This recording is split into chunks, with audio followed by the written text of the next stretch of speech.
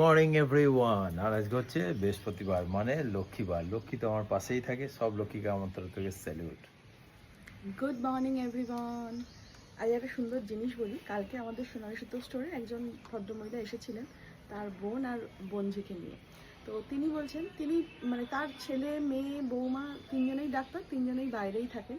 তো তিনি প্রায় দিনই অসুস্থ থাকেন, কিন্তু বলছে যে আমি না অসুস্থ থাকলেও আমি এই মানে আমাদের বয়সী লোকেদের সাথে বা অসুস্থ লোকেদের সাথে মিশি না। আমি একটুখানি কম বয়স্ক লোকেদের সাথে, যারা খুব জলি তাদের সাথে মিশি। কেননা তাদের সাথে থাকলে না আমি আমার রোগ ভোগ ভুলে যাই, আনন্দে থাকি। কিন্তু যখনই এই আমাদের বয়সী মানুষের সঙ্গে মিশি, তাদেরও সেই ওই এক রোগ ভোগ, ওই একই আলোচনা, তাতে আমি আরও অসুস্থ হয়ে পড়ি। তখন আমি বলছি যে হ্যাঁ, এটা কিন্তু খুব ভালো একটা আপনি বলেছেন টেকনিক। আরও একটা টেকনিক হচ্ছে, যখনই আমি নিজে খুব লো ফিল করি বা আমার ডিপ্রেশন ফিল করে, আমি তখন শপিং অ্যাপসগুলো দেখতে থাকি। কিনি না কিনি, কিন্তু ওগুলো দেখলে না আমাদের মাইন্ডটা ডাইভার্ট হয়ে যায়, আর মন বেশ একটা ভালো হয়ে যায়। মেয়েদের সবার পছন্দ এত সুন্দর সুন্দর শুজ, জামা, জুতো, ব্যাগ।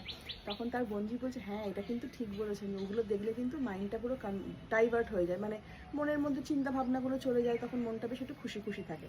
আমি বললাম হ্যাঁ, এটা তো আমার কালকের গুড মর্নিংয়ের একটা টপিক। তো যেসব মেয়েরা বা ছেলেদের কথা বলতে পারছি না, কিন্তু মেয়েদের বলতে পারি, যখনই লো ফিল করবে, ডিপ্রেশনে থাকবে, কেন না কেন শপিং অ্যাপসগুলো দেখতে থাকবে। এত সুন্দর সুন্দর জামা, জুতো, ব্যাগ দেখলে না মাইন্ডটা ডাইভার্ট হয়ে যাবে, ডিপ্রেশনটা দেখবে ফুরুত করে উড়ে গেছে, একদম ফুরফুরে মেজাজে থাকবে, হাসি যাকে খুশি তাহলে থাকবে। আমি একটা শপিং অ্যাপস থেকে একটা কিছু কিনবো আজকে। কিনতে বলিনি, দেখতে বলেছি।